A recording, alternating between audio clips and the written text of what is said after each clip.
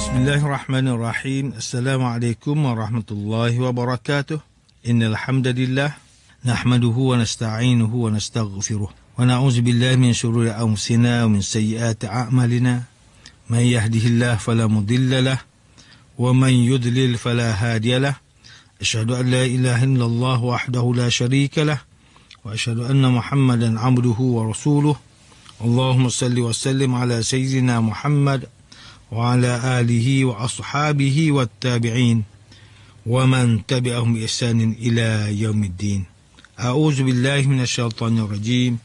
Ya ayyuhalladzina amanu taqullaha haqqa tuqatih wa la tamutunna illa wa antum muslimun. Amma ba'. Yang berusaha Tuan Haji Ahmad Nazri Muhammad Yusof selaku penerbit rancangan tafsir Al-Quran dan seterusnya sidang pendengar yang dirahmati Allah. Alhamdulillah, pertamanya malah kita sama-sama merafakkan setinggi-tinggi kesyukuran kehadrat Allah Subhanahu Wa Taala di atas segala nikmat kurniaan dan rezekinya yang tidak ternilai. Selawat dan salam ke atas junjungan besar Nabi Muhammad sallallahu alaihi wasallam, ahli keluarga baginda dan para sahabatnya yang tercinta. Bersama saya Profesor Dr. Muhammad Najib bin Abdul Qadir, Fakulti Pengajian Islam, Universiti Kebangsaan Malaysia. Tuan-tuan, puan-puan, para pendengar yang dimuliakan, pada hari ini kita akan menyambung kembali rancangan tafsir Al-Quran bagi siri ke-105. InsyaAllah pada kali ini kita akan membincangkan mengenai pentafsiran ayat ke-48 surah At-Taubah. A'udzu billahi minasyaitonir rajim. لقد ابتغوا الفتنة من قبل وقلبوا لك الأمور حتى جاء الحق وظهر أمر الله وهم كارهون. Sesungguhnya mereka telah lakukan fitnah semenjak dahulu lagi. Dan mereka merancangkan terhadapmu, wahai Muhammad, berbagai tipu daya. Sehingga datanglah kebenaran dan nyatalah kemenangan agama Allah, Islam, sedang mereka tidak suka kepadanya. Sidang pendengar yang dirahmati Allah, Profesor Dr. Muhammad Quraisy Shihab melalui kitabnya Tafsir Al-Misbah menyatakan bahawa ayat ke-48 surah At-Taubah ini membuktikan keburukan orang munafik dengan memberi peringatan kepada Rasulullah sallallahu alaihi wasallam dan kaum muslimin mengenai niat dan usaha jahat mereka supaya peristiwa Tabuk. Sebelum peristiwa Tabuk, berdasarkan ayat ini dapat difahami bahawa orang munafik ini telah pun membuat kekacauan sejak Rasulullah sallallahu alaihi wasallam tiba di Madinah lagi, kerana kemunafikan baru dikenali ketika baginda sallallahu alaihi wasallam berada di Madinah. Hal ini dapat dilihat di dalam perang Uhud, di mana mereka meninggalkan medan perang sehingga hampir memporak-perandakan kaum muslimin. Bahkan di dalam perang Khandaq juga mereka mendorong orang musyrikin untuk membatalkan perjanjian dengan mereka-reka pelbagai isu dan pengkhianatan. Orang munafik sentiasa berusaha membuat kekacauan dengan pelbagai tipu daya mereka. Apabila datang kebenaran yang telah dijanjikan oleh Allah Subhanahu Wa Taala, iaitu kemenangan agama Allah, orang munafik membenci kejayaan yang diperolehi kaum muslimin. Namun mereka berpura-pura memeluk Islam, sedangkan hati mereka membencinya. Sidang pendengar yang dirahmati Allah, Profesor Dr. Haji Abdul Malik bin Abdul Karim Amrullah yang dikenali sebagai Hamka, melalui kitab Tafsir Al-Azhar mentafsirkan ayat ke-44 surah At-Taubah dengan menyatakan fitnah yang orang munafik adakan itu adalah sejak dahulu lagi. Walaupun mereka berbuat demikian di dalam perang Tabuk, namun sebenarnya sebelum daripada itu lagi mereka telah berperangai sedemikian, seperti di dalam perang Uhud, di mana mereka berpatah balik di tengah jalan sebelum sampai ke medan perang. Contoh lain pula, apabila pandangan Abdullah bin Ubay ditolak dalam perbincangan strategi perang, hasil syura mendapati suara terbanyak, memilih untuk menyerang keluar kota berbanding pendapat Abdullah bin Ubay untuk bertahan di dalam kota. Lalu Abdullah bin Ubay dan pengikutnya tidak senang hati lalu menarik diri.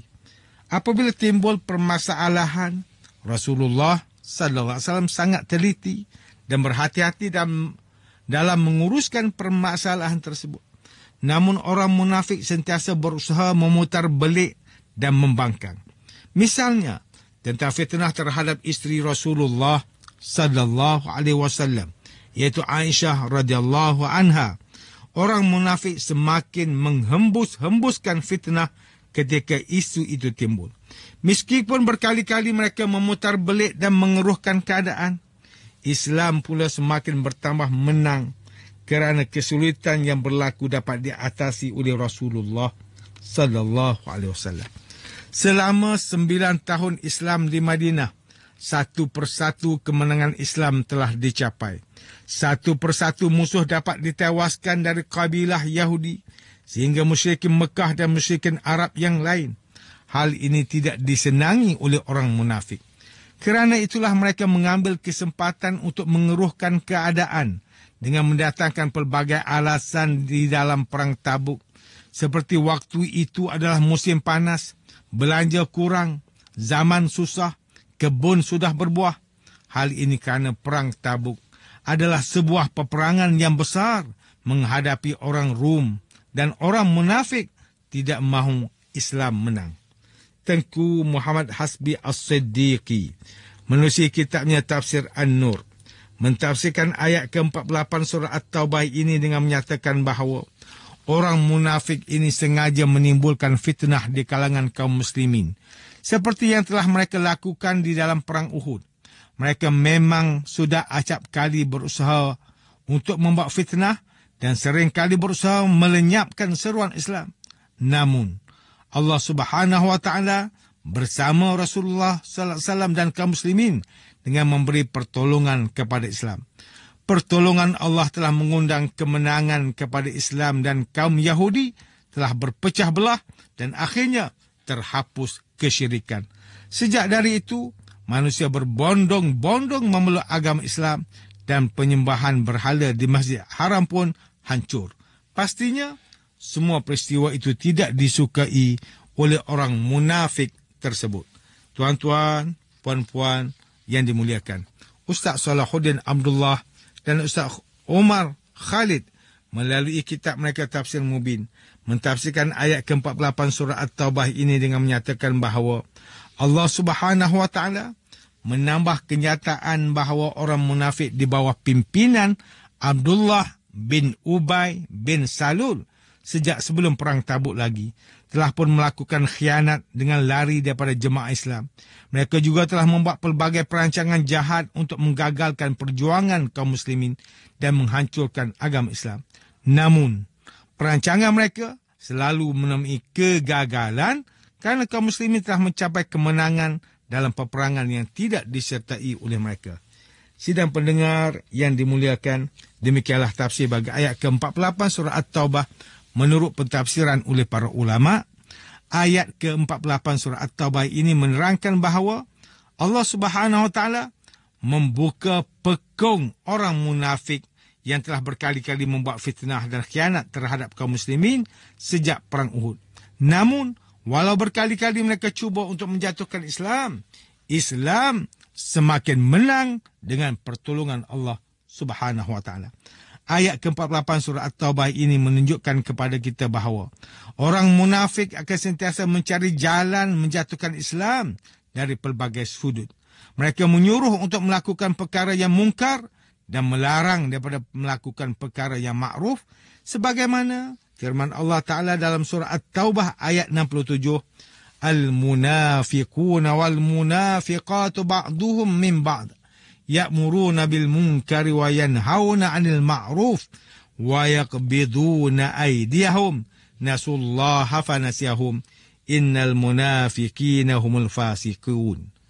Orang munafik lelaki dan perempuan setengahnya adalah sama dengan setengahnya yang lain. Mereka masing-masing menyuruh dengan perbuatan yang jahat dan melarang dari perbuatan yang baik. Dan mereka pula menggenggam tangannya, iaitu bakhil, kedekut. Mereka telah melupakan tidak menghiraukan perintah Allah dan Allah juga melupakan tidak menghiraukan mereka. Sesungguhnya orang munafik itu merekalah orang yang fasik. Sehingga kini masih lagi wujud golongan munafik yang berpura-pura mengamalkan Islam tetapi tindakannya menjatuhkan Islam. Antaranya adalah mereka yang mengamalkan ideologi Islam yang diwujudkan oleh manusia tanpa berpandu Al-Quran dan As-Sunnah. Contohnya seperti pluralism yang menyamaratakan semua agama atas alasan menjaga hati penganut agama lain. Agama Islam direndahkan dengan mengiktiraf agama lain sama rata dengan agama Islam oleh orang Muslim sendiri. Selain itu, golongan feminism yang memperjuangkan hak kewanitaan. Ada antara mereka merupakan Muslim namun memperjuangkan hak wanita untuk tidak bertudung, sedangkan menutup aurah itu adalah kewajipan yang telah digariskan oleh Allah Subhanahu wa taala. Sidang pendengar yang dimuliakan, antara pengajaran yang boleh kita ambil daripada tafsir ayat ke-44 surah At-Taubah ini ialah, pertama, umat Islam perlu berjaga-jaga dengan golongan munafik. Orang munafik ini berada dalam kepura-puraan. Pada zahirnya, mereka kelihatan seperti orang Islam, tetapi batinnya membenci dan berhasrat menjatuhkan Islam. Sebagai Muslim yang cintakan Islam, kita perlu berhati-hati dengan golongan ini daripada membuka ruang mereka menjatuhkan Islam. Kita perlu mengenali sikap dan modus operandi mereka. Kita juga perlu mempunyai pendirian yang tegas terhadap mereka dalam menjaga agama Islam. Yang kedua, setiap Muslim perlu meyakini bahawa dengan pertolongan Allah Subhanahu wa taala tidak ada yang mustahil. Kita dapat lihat betapa banyak usaha orang munafik untuk menjatuhkan Islam, tetapi hasilnya bertentangan. Apabila Islam tidak jatuh, bahkan semakin bangkit dengan kemenangan. Hal ini tidak mustahil dengan kudrah dan iradah Allah Subhanahu wa taala yang memberikan pertolongannya. Sidang pendengar yang dirahmati Allah, sekian saja rancangan tafsir Al-Quran pada hari ini. Semoga kita semua mendapat manfaat daripada perbincangan ilmu ini. InsyaAllah, mudah-mudahan kita akan bertemu lagi pada siri rancangan tafsir Al-Quran yang akan datang. Wabillahi taufiq wal hidayah. Wassalamualaikum warahmatullahi wabarakatuh.